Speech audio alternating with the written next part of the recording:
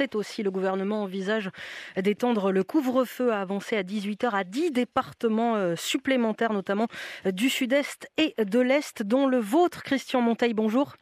Bonjour. Vous êtes président d'Hiver Droite du Conseil départemental de Haute-Savoie. Merci d'être avec nous sur France Info. En Haute-Savoie, le taux d'incidence du Covid est de 204 tests positifs pour 100 000 habitants, 153,5 au niveau national. Est-ce que vous seriez favorable à un couvre-feu avancé à 18h ?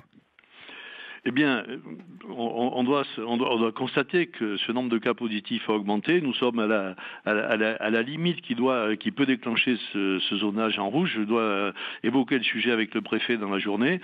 Donc, on ne va pas contester les chiffres ni demander de privilèges pour un département. Cependant, ce département est très touché déjà par l'interdiction du fonctionnement des remontées mécaniques et c'est un coup de plus qui est porté à notre économie du département de la Haute-Savoie. Donc vous dites si on prend cette décision, on l'appliquera évidemment, mais vous ne la souhaitez pas forcément. Je ne la souhaite pas, mais j'imagine aussi qu'il faut accélérer le processus de vaccination. J'ai entendu sur vos ondes il y a quelques instants l'arrivée, la commande de nouvelles doses au niveau européen. C'est absolument indispensable et j'en profite pour dire au gouvernement que les départements, et le département de la Haute-Savoie en particulier, font une offre de service à l'État. Nous avons une pratique en matière de vaccination. Nous avons une quarantaine de centres de vaccination dans notre département, 70 ou 80 personnes, médecins, infirmiers qui sont disponibles. Nous sommes disponibles et pas suffisamment mobilisés. Il faut aller plus vite. Il faut que les stocks soient identifiés et mis à disposition. Les départements, d'une façon générale, sont prêts à intervenir et à agir. Et on commence juste à sentir une possibilité de travail avec les préfets. Et on s'entend parfaitement sur le terrain, préfet, président de département. Il faut aller plus vite. Et je reviens sur les remontées mécaniques. Il faut absolument que les remontées mécaniques soient considérées comme des transports. Il y a des protocoles pour faire fonctionner les transports. L'économie de notre montagne et du territoire en a besoin et je fais un appel au gouvernement sur ce sujet. Et vous entendez l'argument sanitaire qui conduit à maintenir la fermeture de ces remontées-là ? Oui, mais j'entends l'argument, mais écoutez, expliquez-moi comment sur un tire-fesse on va transmettre le virus à une personne qui est à 10 mètres de chez vous. On peut très bien dans les télécabines limiter la fréquentation, le nombre de personnes, obliger le masque. Les communes de montagne, les départements ont fait des propositions. Et nous ne sommes pas satisfaits parce qu'on considère que c'est un transport.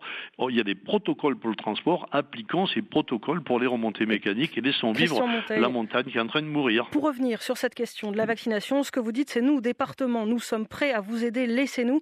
Il faut plus de décentralisation dans cette stratégie vaccinale. Oui, il faut davantage de décentralisation. Les conseils départementaux ont la puissance pour intervenir en matière médicale et le savoir-faire, la protection maternelle et infantile, c'est notre boulot. Je parle également au nom des SDIS, je préside le conseil d'administration des services d'incendie et de secours. Les pompiers ont des moyens, des médecins, des infirmiers.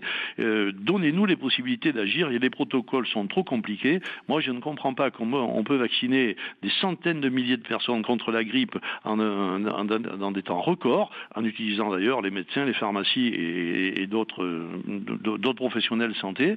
Il faut déverrouiller ce dispositif. On a besoin de se faire vacciner. La vaccination est une liberté, mais c'est aussi une responsabilité pour bloquer le développement du virus.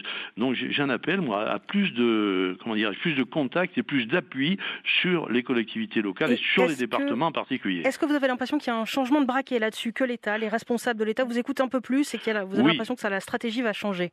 Oui, la réponse est oui. Après l'épisode des masques qui a été quasiment burlesque, après la difficulté de mettre en place le dispositif des tests, il ne faudrait pas que le troisième sujet, celui des vaccins qui avait très très mal débuté il y a une dizaine de jours, soit un sujet de discorde. On a envie de participer à cet effort collectif et il semblerait que le gouvernement se rapproche de nous et la relation préfet-président de département est en train de se resserrer et j'en suis très heureux, mais nous avons des propositions à faire, nous sommes disponibles, nous pouvons agir.